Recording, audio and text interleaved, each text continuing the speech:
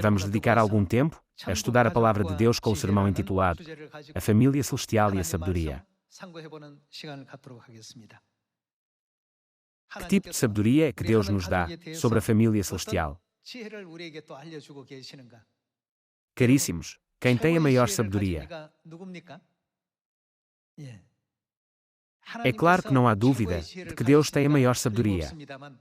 No entanto, podemos dizer que o rei Salomão teve a maior sabedoria entre todos os que viveram nesta terra e recebeu a sabedoria de Deus. O rei Salomão pôde receber uma dádiva muito especial de Deus, a sabedoria. Por isso, quando ele governou o reino de Israel, não recorreu ao uso da força ou da coerção. Ele era um rei sábio que governava o seu povo com sabedoria. No livro do Eclesiastes, ele explica a sabedoria que o ser humano deve possuir. Lembram-se do que é? Qual foi a maior sabedoria sobre a qual ele escreveu? Salomão tentou muitas coisas diferentes para obter esta sabedoria. Ele era o rei que desfrutava de tudo o que os povos do mundo procuravam e que possuía tudo o que lhe apetecia. Ele não suprimiu nada do que os seus olhos desejavam durante a sua vida. No entanto, no final, o que é que ele percebeu que eram todas aquelas coisas? Ele escreveu que todas elas eram vaidade. Vejamos o livro de Eclesiastes, capítulo 1. Eclesiastes, capítulo 1, versículo 2. Vaidade de vaidades, diz o pregador. Vaidade de vaidades, tudo é vaidade. Sendo algo escrito na Bíblia, não deveria ser brilhante, esperançoso e orientado para o futuro. Por que é que Salomão utilizou a expressão negativa, vaidade? Suponhamos que não encontramos Deus, não nos encontramos com Deus, nem recebemos o perdão dos pecados durante a nossa vida. Que tipo de vida seria essa? Podemos dizer que uma vida sem salvação não tem sentido. Foi isso que Salomão enfatizou neste versículo. Vaidade de vaidades, tudo é vaidade. Versículo 3. Que proveito tem o homem de todo o seu trabalho, com que se afadiga debaixo do sol? Geração vai e geração vem, mas a terra permanece para sempre. Levanta-se o sol, e põe-se o sol, e volta ao seu lugar, onde nasce de novo. O vento vai para o sul, e faz o seu giro para o norte, volve-se, e revolve-se, na sua carreira, e retorna aos seus circuitos. Todos os rios correm para o mar, e o mar não se enche, ao lugar para onde correm os rios, para lá tornam eles a correr. Todas as coisas são canseiras tais, que ninguém as pode exprimir, os olhos não se fartam de ver, nem se enchem os ouvidos de ouvir. O que foi é o que é de ser, e o que se fez, isso se tornará a fazer. Nada há, pois, novo debaixo do sol. Há alguma coisa de que se possa dizer, vê, isto é novo. Não, já foi nos séculos que foram antes de nós. Já não há lembrança das coisas que precederam, e das coisas posteriores também não haverá memória entre os que hão de vir depois delas. Eu, o pregador, venho sendo rei de Israel, em Jerusalém. Apliquei o coração a esquadrinhar e a informar-me com sabedoria de tudo quanto sucede debaixo do céu. Este enfadonho trabalho impôs Deus aos filhos dos homens, para neles afligir. Atentei para todas as obras que se fazem debaixo do sol, e eis que tudo era vaidade e correr atrás do vento. Aquilo que é torto não se pode endireitar, e o que falta não se pode calcular. Disse comigo, eis que me engrandeci e sobrepujei em sabedoria a todos os que antes de mim existiram em Jerusalém. Com efeito, o meu coração tem tido larga experiência da sabedoria e do conhecimento. Apliquei o coração a conhecer a sabedoria, e a saber o que é loucura, e o que é estultícia. E vim a saber que, também isto é correr atrás do vento. Porque na muita sabedoria há muito enfado, e quem aumenta a ciência aumenta a tristeza. Em Eclesiastes capítulo 1 a 12, ele expressou todos os assuntos relativos à vida humana. Qual foi a sua conclusão? Ele escreveu que as pessoas são ávidas por vaidades. Discutem entre si, lutam uns com os outros, e até prejudicam os outros para seu próprio benefício. Mas, no final, tudo acaba por não ter sentido, tal como correr atrás do vento. É por isso que a sua primeira expressão foi: vaidade de vaidades, tudo é vaidade. Se não conseguirmos encontrar Deus e estar com Ele durante a nossa vida, se não conseguirmos receber o perdão dos pecados e a salvação de Deus, e não conseguirmos entrar no reino dos céus, a nossa vida seria como correr atrás do vento, não teria sentido. Com o passar do tempo, ele apercebeu-se de que já não conseguia encontrar o sentido da vida. Ele perguntava-se: por que é que eu tive que viver assim? Foi por isso que ele se encontrou com muitos sábios. Ele conversou com pessoas conhecidas pela sua sabedoria e conhecimento. Por muito que se dedicasse à compreensão da sabedoria, mas também da loucura e da insensatez, ele não encontrava a sabedoria verdadeira e duradoura que procurava.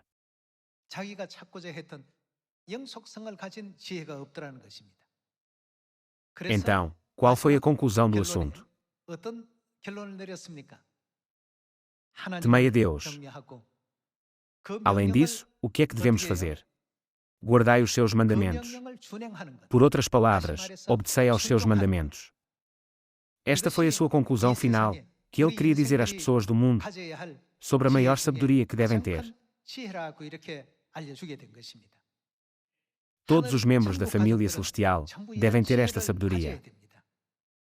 Deus é a fonte da sabedoria, o princípio do conhecimento e a origem do amor. Por isso, hoje, ao pensarmos nos membros da nossa família espiritual, vamos compreender, através dos ensinamentos da Bíblia, a razão pela qual Deus quis dar-nos esta sabedoria. Vejamos o livro do Eclesiastes, capítulo 12. Vejamos o capítulo 12, versículo 11. As palavras dos sábios são como aguilhões, e como pregos bem fixados as sentenças coligidas, dadas pelo único pastor. Demais, filho meu, atenta, não há limite para fazer livros, e o muito estudar é enfado da carne. Vejamos o versículo 13. De tudo o que se tem ouvido, a suma é: tema Deus, e guarda os seus mandamentos, porque isto é o dever de todo o homem. Porque Deus há de trazer a juízo todas as obras, até as que estão escondidas, quer sejam boas, quer sejam más. Salomão examinou todos os tipos de sabedoria que desejava obter nesta terra e aplicou-se à compreensão da sabedoria e também da loucura e da insensatez, mas não encontrou nada. Não havia nada que ele pudesse aprender com isso. Tudo era temporário, passageiro e momentâneo. Irmãos e irmãs, a nossa vida é extremamente curta. Por esta razão, a nossa vida é muitas vezes comparada a uma gota de orvalho numa folha. Assim que o sol nasce, a gota de orvalho desaparece muito rapidamente. É por isso que o momento fugaz da nossa vida é descrito como uma gota de orvalho numa folha. Ao pensarmos mais uma vez na iminência do eterno reino dos céus e na transitoriedade da nossa vida, esforcemo-nos por viver cada dia e cada hora, construindo uma relação graciosa e bela com Deus. Seria verdadeiramente maravilhoso se acumulássemos isto durante a nossa vida.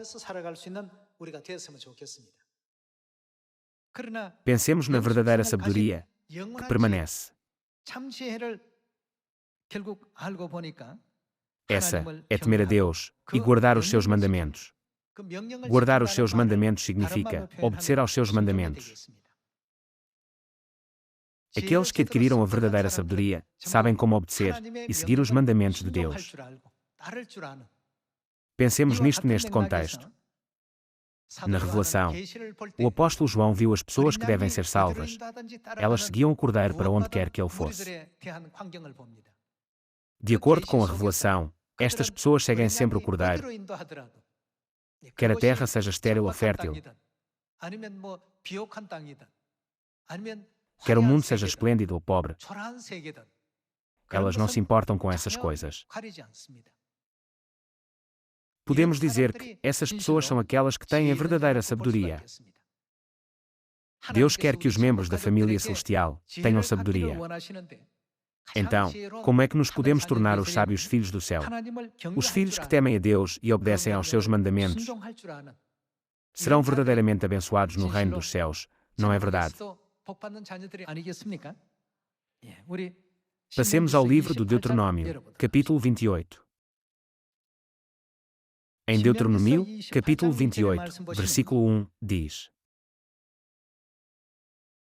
Se atentamente ouvires a voz do Senhor, teu Deus, tendo cuidado de guardar todos os seus mandamentos que hoje te ordeno, o Senhor, teu Deus,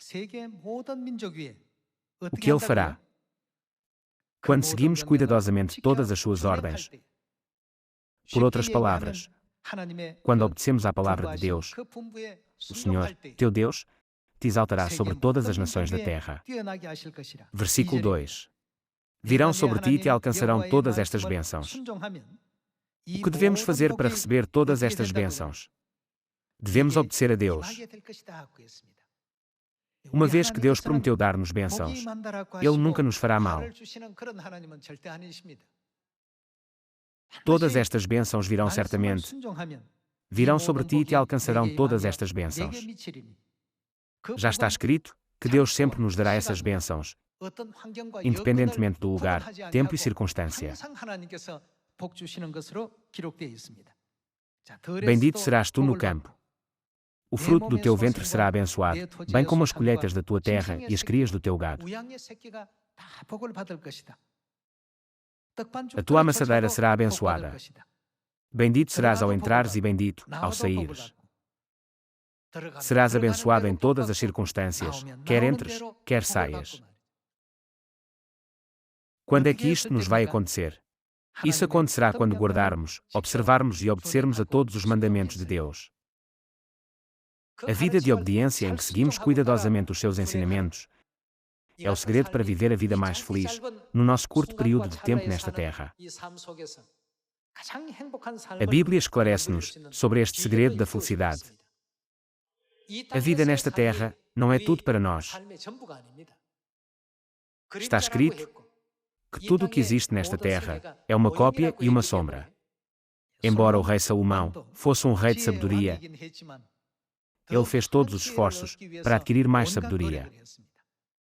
Ele examinou o que é a alegria e também o que é a loucura e a insensatez.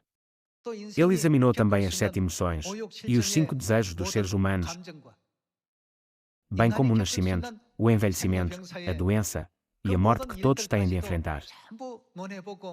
Ele também aprendeu sobre abelhas, borboletas e dezenas de milhares de flores.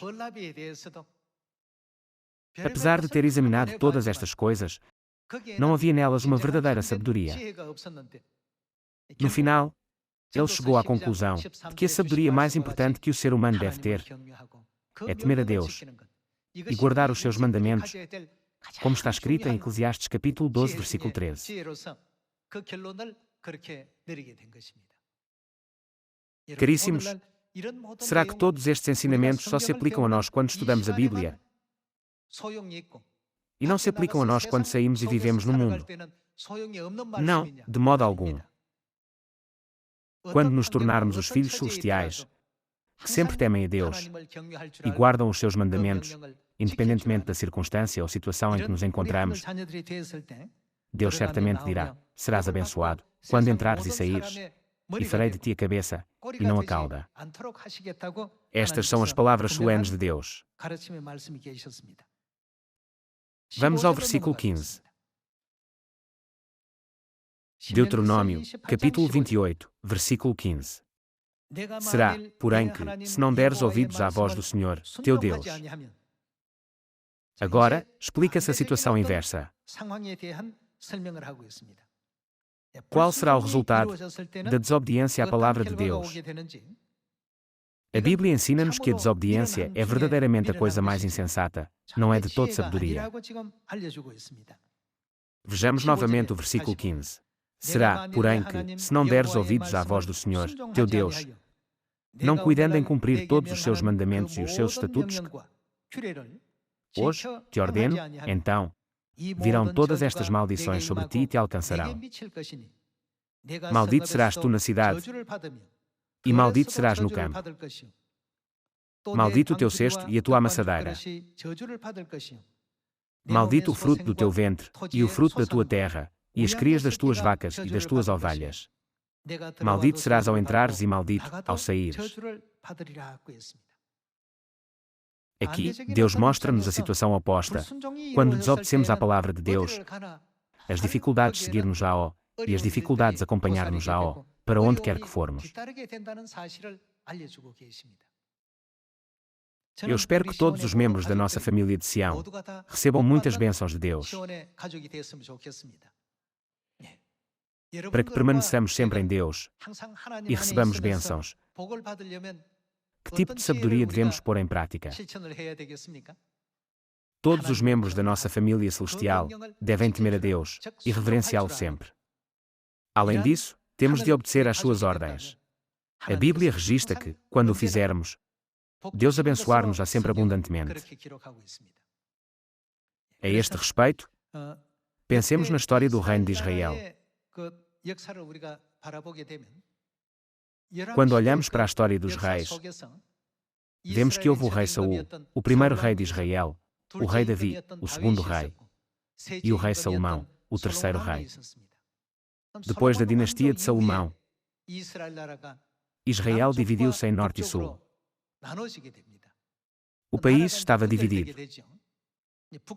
O nome do país do norte era Israel, e o nome do país do sul era Judá. O reino estava dividido entre Judá a sul e Israel a norte. O reino de Judá durou até ao reinado do 20º rei depois do rei Roboão. O reino de Israel no norte começou com o rei Jeroboão e durou até ao reinado do 19º rei. Ao examinarmos a história de ambos os países, podemos encontrar alguns bons reis no sul de Judá que cumpriram os decretos, regulamentos e leis de Deus até certo ponto. No norte de Israel, porém, desde o tempo da dinastia de Jeroboão até ao 19º rei, não houve um único rei que agradasse a Deus. Então, podemos perguntar, por que é que Deus permitiu que a história dos reis fosse escrita na Bíblia? Quando formos para o reino dos céus, Deus fará de nós o sacerdócio real. E não nos promete Ele dar-nos a autoridade para reinar sobre o reino dos céus, de acordo com a vontade de Deus para todo o sempre. Temos de olhar bem para a história destas dinastias. Então, por que é que Israel, a norte, não aceitou e não seguiu totalmente a vontade de Deus? Foi porque não possuíam a sabedoria necessária para obedecer e guardar a palavra de Deus. Para governar o seu país, baseavam-se apenas na sua própria autoridade e no poder humano. Não tiveram a sabedoria que lhes teria permitido desfrutar de uma era pacífica e próspera, dentro da graça de Deus. No entanto, no caso de Judá, a sul, houve reis como Ezequias e Josias.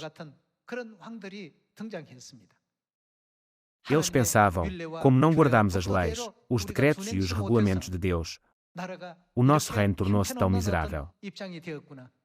É por isso que tem havido muitas catástrofes e dificuldades. Depois de se aperceberem deste facto, tanto o rei Ezequias como o rei Josias santificaram a Páscoa.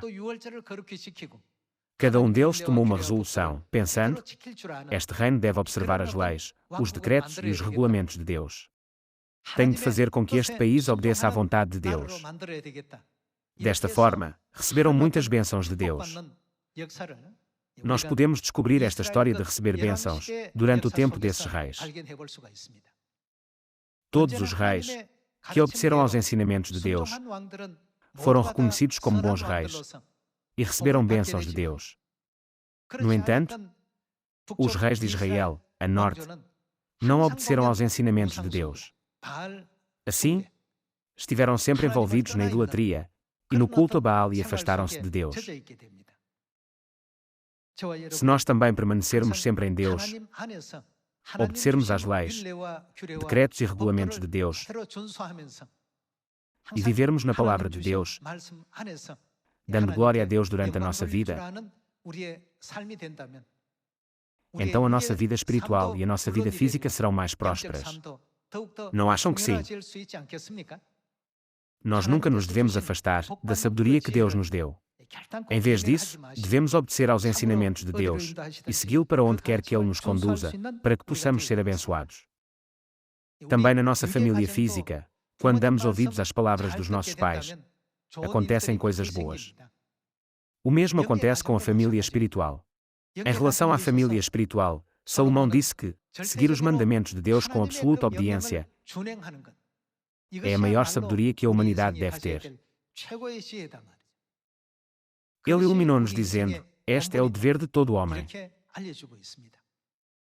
Para que os membros da família celestial recebam muita graça de Deus e entrem no eterno reino dos céus em segurança, as bênçãos de Deus são essenciais. Quando é que essas bênçãos virão sobre nós? Deus diz que as bênçãos virão sobre nós quando guardarmos os seus mandamentos. Por isso, para onde quer que Ele nos conduza, nunca nos devemos desviar dos seus ensinamentos.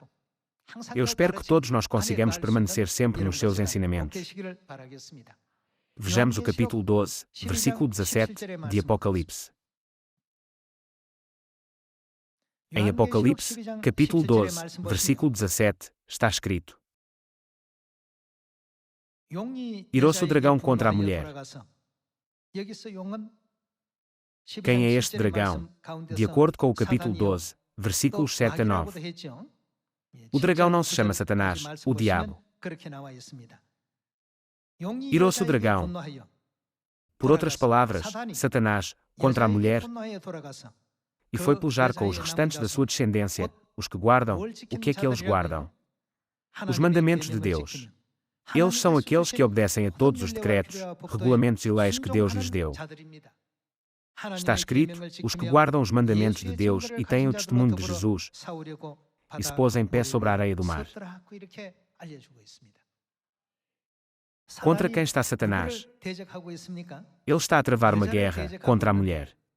Ele foi para fazer guerra contra o resto da sua descendência, aqueles que guardam os mandamentos de Deus.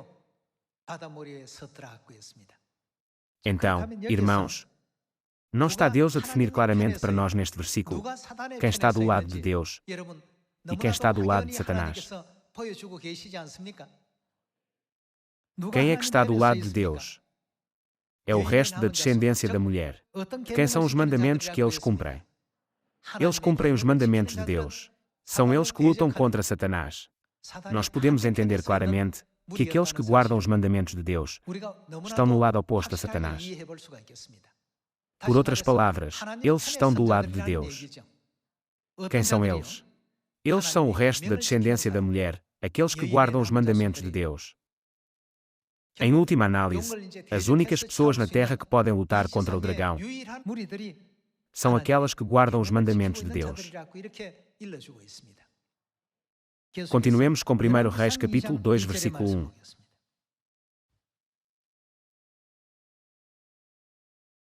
Aproximando-se os dias da morte de Davi, deu ele ordens a Salomão, seu filho, dizendo: eu vou pelo caminho de todos os mortais.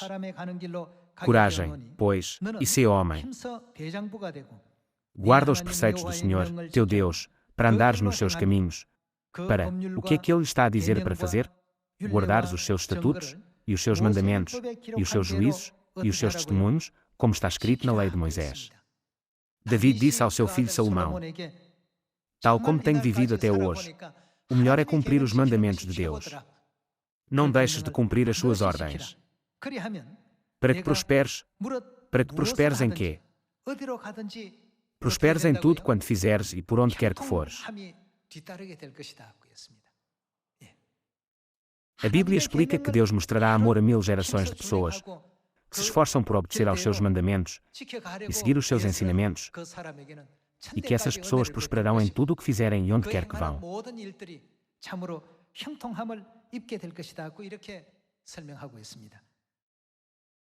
Continuemos com o livro dos Provérbios, capítulo 19. Provérbios, capítulo 19, versículo 16. O que guarda o mandamento, o que ele faz? Ele guarda a sua alma. Uma pessoa assim sabe como guardar a sua própria alma. Quando a alma dele estava sob o poder de Satanás, estava destinada a ir para o inferno. No entanto, depois de guardar os mandamentos de Deus, a alma pode escapar ao poder de Satanás. A quem é que a alma regressa? Está agora numa posição de regresso a Deus. Assim, está escrito no versículo 16. O que guarda o mandamento, guarda a sua alma, mas o que despreza os seus caminhos, esse morre. A quem desobedeça aos mandamentos de Deus e pratica a iniquidade por sua própria iniciativa, guardam o domingo em vez do sábado, e o Natal em vez da Páscoa.